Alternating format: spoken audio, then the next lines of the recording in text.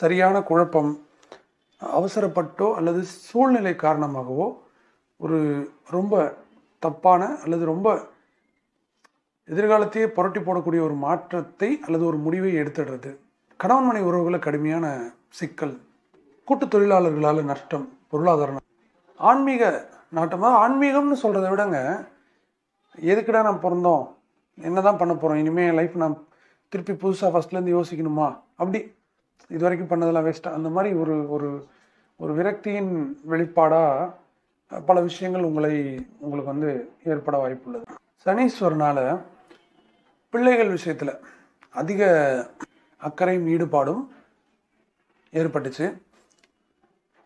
September மாதத்திற்கு பிறகு, அது ஆகஸ்ட் இறுதி, அந்த மாதிரி பிள்ளைகளை விட்டு பிரிந்து இந்த புத்திர சோகம்னு சொல்லல, குழந்தைகளால் ஏற்படக்கூடிய அந்த ஏக்கம், அந்த விஷயமும் ஏற்பட்டுச்சு. பிள்ளைங்களை பிரியறதுனாலையோ அல்லது பிள்ளைங்களை பிரிஞ்சிருவோன்ற பயத்தினாலேயோ ஏற்படக்கூடிய ஏக்கம், அல்லது பிள்ளைகள் ஒழுங்காக படிக்கலை, வேலை பார்க்கல, அல்லது பொறுப்பாக இல்லை, இந்த மாதிரி ஏதாவது ஒரு காரணத்தினால மன குழப்பம், இந்த மாதிரி பிள்ளைகளால் சம்மந்தப்பட்ட மனவலி, மன வருத்தம், வேதனைகளை ஏற்படுத்தியிருந்ததுங்க.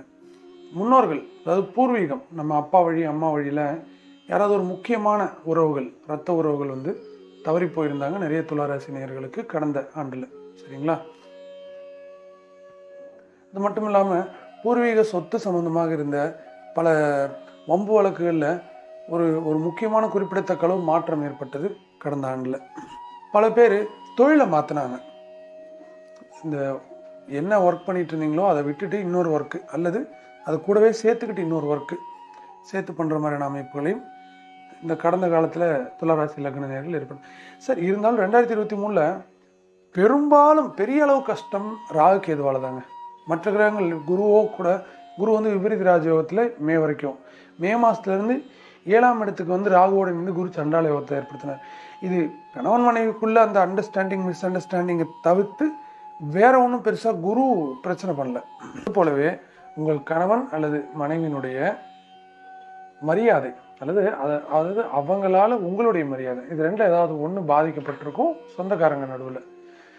அது காரணம் என்னென்னா, இந்த 7ஆம் இடம்னு சொல்லக்கூடிய அந்த களத்திர ஸ்தானத்தில் இருக்கக்கூடிய ராகு மற்றும் குருவினுடைய இணைவு இருக்கு இல்லைங்களா, அதுதான் பிரச்சனை. இது வந்து ரொம்ப அதிகமாக பாதிப்படைகிறது பெண்களாக இருந்தால். இப்போ துலா ராசி துலா லக்னத்தை சார்ந்த பெண்களாக நீங்கள் இருந்தீங்கன்னா இது உங்களுக்கு, அதாவது 10ல் 7 பேர்த்துக்கு இந்த மாதிரி நடந்துச்சுங்க. சரிங்களா?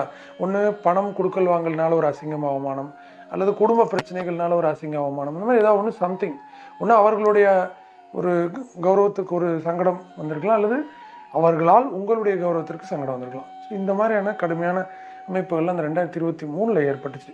குரு பரம்பரைக்கு வணக்கம் நேயர்களே.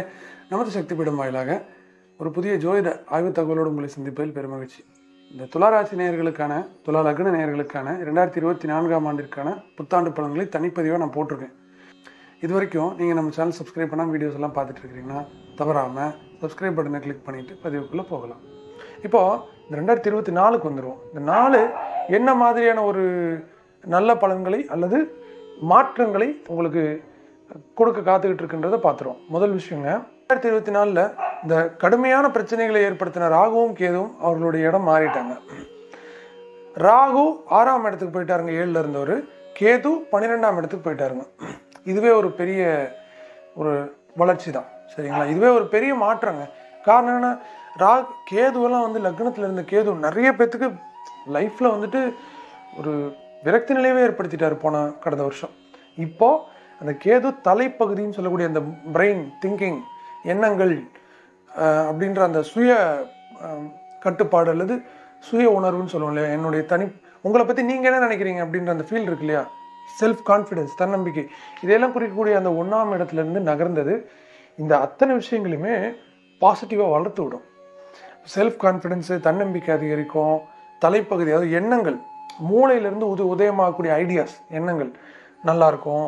தப்பாக எண்ணங்களை ஐடியாஸை செஞ்சு யோசனைகளை செய்து அதனால் கஷ்டப்பட்ட உங்களுக்கு சரியான யோசனைகள் கால நேரத்துக்கு சரியாக உதவும். தலைப்பகுதியில் கட்டி வலி, இந்த மாதிரி ஏதாவது பிரச்சனைகள் ஃபேஸ் பண்ணிட்டு இருந்தோம், ஒத்த தலைவலி, மைக்ரைன், இந்த மாதிரி பிரச்சனைகள் இருந்தவங்களுக்கு அது மாறும்.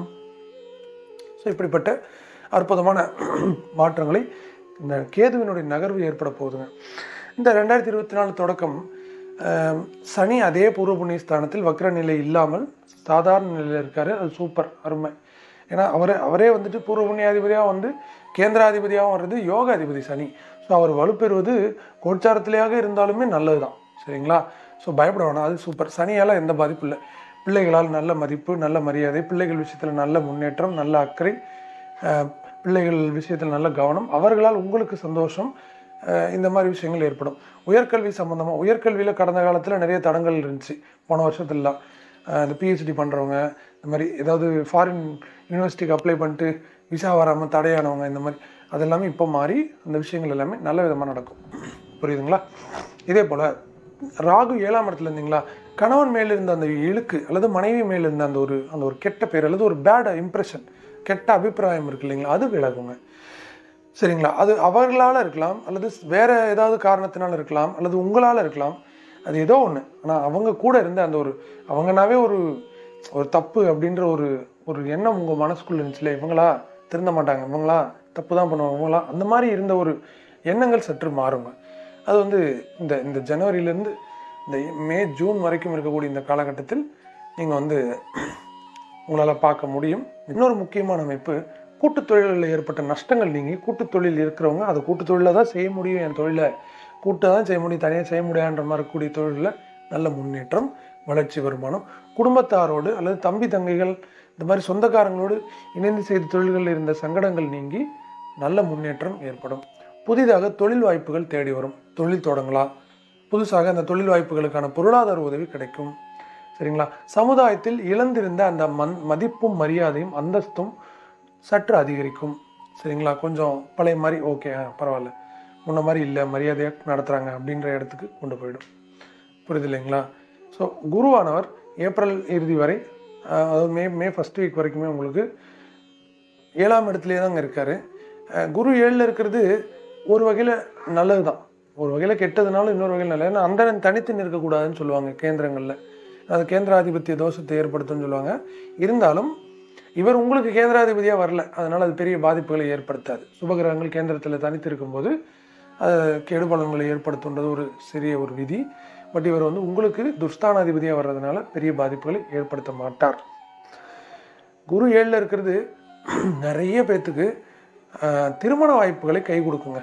துலா ராசி லக்னத்தில் இருக்கவங்க நிறைய கல்யாணம் நடந்துருங்க, நிறைய பேர்த்துக்கு கல்யாணம் ஃபிக்ஸ் ஆகிடும், கல்யாணம் நடந்துடும். நிறைய பேர்த்துக்கு அந்த மேரேஜ் அந்த ஒரு அமைப்புகள் சூப்பராக நடந்துடும், பயப்படவே தேவையில்லை. ரொம்ப காலமாக கல்யாணம் ஃபிக்ஸ் ஆகி தட்டி போகுது, அல்லது மாப்பிள்ளை பார்க்குறாங்க போகுது நடக்கலை, பொண்ணு பார்க்குறாங்க போகுது நடக்கலை, இப்படியே இருந்தவங்களுக்கு திடீர்னு இந்த ஒரு 4 மாதங்கள் 5 மாதங்களுக்கு உள்ளாகவே, ஜனவரி முதல்லிருந்து ஏப்ரல் இறுதி வரை இருக்கக்கூடிய அந்த ஒரு 120-130 நாட்களுக்குள்ளாகவே திருமண அமைப்பானது ஃபிக்ஸ் ஆகி கல்யாணத்தில் போய் முடிஞ்சிருங்க. நல்லாயிருக்கும். குடும்ப வாழ்க்கையில் இருந்து கடுமையான பாதிப்புகளில் இருந்த நேயர்களுக்கும் குடும்ப வாழ்க்கை கணவன் மனைவிக்குள்ள ஓரளவுக்கு சுமூகத்தன்மை ஏற்படுங்க. ரொம்ப பெருசாக மாறலைனாலும் ஒரு பாதிக்கு பாதி மாற்றம் இருக்கும், புரியுதுங்களா? ஸோ எக்காரணம் கொண்டு நீங்கள் பயப்பட வேண்டிய கவலைப்பட வேண்டிய அவசியங்கள் இல்லை. பூர்வீக சொத்து சார்ந்து பிரச்சனைகள் இருந்திருக்குன்னு சொன்னாலே அந்த பிரச்சனைகள் படிப்படியாக குறைஞ்சி சொத்து விற்று அதனால் காசு வாங்க வேண்டியிருந்தாலும், சொத்தில் இருந்த தகராறுகள் நீங்கி உங்கள் கைக்கு அதனுடைய ப்ராப்பர்ட்டி டாக்குமெண்ட் வர்றது, இந்த மாதிரி பிரச்சனைகளுமே சரியாயிடுங்க. ஸோ ஓவரால் கடந்த ஒரு வருஷத்தை நினச்சி பார்க்கும்போது இந்த வருஷம் கம்பேர் பண்ணி பார்த்தீங்கன்னா ஒரு அது பாதிக்கு பாதி நல்லா இருக்குங்க. அது போன வருஷம் 50% நல்லா இருந்தால் இந்த வருஷம் 100% நல்லா இருக்கு. கவலைப்பட, ஏன்னா சனி நல்லா இருக்காரு, ராகு நல்லா இருக்காரு, கேது நல்லா இருக்காரு, குருவும் நல்லா தாங்க இருக்காரு. இந்த வருடத்தில் இந்த மே 1ஆம் தேதியிலேருந்து 7ல் இருந்த குரு 8ஆம் இடத்துக்கு வர்றாரு இல்லைங்களா? 8ல் குரு வரும்போது அவ்வளோ ஆகாது, அஷ்டம குருன்னு சொல்லுவாங்க. ஆனால் துலா லக்னத்திற்கு குரு 8ல் வர்றது நன்மைங்க. காரணம் என்னன்னா, அவர் துர்ஸ்தானாதிபதி குரு 6க்குரியவன் 8ல் வரும்போது விபரீத ராஜயோகத்தை ஏற்படுத்துறாருங்க. ஸோ அதுவும் நல்லா தான் இருக்குது. ஆக மொத்தம் துலாத்திற்கு மிகச்சிறந்த காலம் இந்த ஒரு வருடம், சரிங்களா? இந்த 2024 எல்லா வகையிலையும் 2024 கம்பேர் பண்ணும்போது பெட்டராக இருக்கும், சூப்பராக இருக்குது, சரிங்களா? பரிகாரங்கள் என்னென்ன பரிகாரங்கள் பண்ணணும், எப்படிலாம் இருந்தால் இன்னும் பெட்டர் ஆகும்னா, நான் தனியாக full video 2024 full video analysis போட்டிருக்கேன் பாருங்கள், பிளேலிஸ்ட்டில் இருக்கும். அல்லது நம்ம சேனலுக்குள்ளே போய் பார்த்தீங்கன்னா நியூ இயர் பலன், புத்தாண்டு பலன்கள்னு போய் பார்த்தீங்கன்னா அதில் துலாத்துக்கு வரும், அதை எடுத்து பாருங்கள்.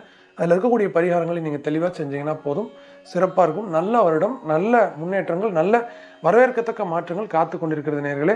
உங்கள் குல தெய்வத்தையும் இஷ்ட தெய்வத்தையும் பித்திருக்களையும் குருமார்களையும் வணங்கி நிச்சயமாக வாழ்வில் நல்ல வளம் பெறுவீர்களாக. இந்த பதிவில் நான் சொல்லியிருக்கிற விஷயங்கள் கடந்த காலத்தை பற்றியும் இப்போ இருக்கிற இந்த வரக்கூடிய வருஷத்தை பற்றியும் சொல்லியிருக்கிற விஷயங்கள்லாம் உங்களுக்கு ஏதாவது மேட்ச் ஆகுதுன்னா தயவுசெய்து கமெண்ட்டில் எழுதுங்க. அப்போ தான் இந்த பதிவை பார்த்து ஊக்கத்தை அடையக்கூடிய நபர்கள் கொஞ்சம் தைரியமாக வாங்க, அப்பா சூப்பராக இருக்குது, நல்லா சொல்லியிருக்காங்க, மக்களுக்கு நிறைய நடந்திருக்கு, நமக்கும் நடக்கும் அப்படின்ற ஒரு நம்பிக்கை அடைவாங்க. ஸோ மற்றவர்களுக்காக நீங்களும் உங்களுடைய கருத்தை பதிவு பண்ணுங்கள். ஏதாவது சந்தேகங்கள் இருந்தாலும் கமெண்ட்டில் கேளுங்க. கமெண்ட்டில் கேட்க முடியாத சந்தேகங்கள், பதில் சொல்ல முடியாத அளவுக்கு பெரிய கேள்வி இருந்தால் வாட்ஸ்அப்லேயோ அல்லது அலைபேசிலையோ கீழே இருக்க நம்பருக்கு கான்டாக்ட் பண்ணுங்கள், நான் உங்களுக்கு பதில் சொல்கிறேன்.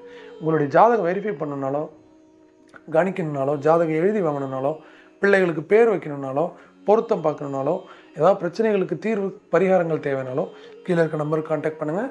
என்ன பிரச்சனையானாலும் எளிய தாந்திரிக பரிகாரங்களை செய்து நாம் அந்த பிரச்சனையிலிருந்து விடிவு காலம் அடைவதற்கான வாய்ப்புகளை நாம் செய்து தரலாம். மீண்டும் ஒரு நல்ல பதிவில் உங்களை சந்திக்கும் வரை உங்களிடமிருந்து விடைபெறுவது உங்கள் வராய ஜோதிடன் ஜாமக்கொள் வித்தகன் ஹரிசுதன். நன்றி நேயர்களே, வணக்கம்.